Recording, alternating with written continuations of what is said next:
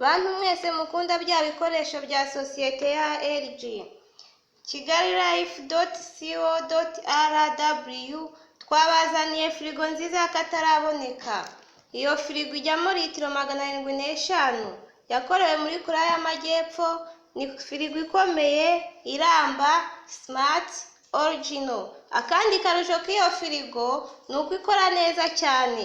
Ibiciro byayo twabikubise hasi ku mafaranga 550 gusa urayegukana.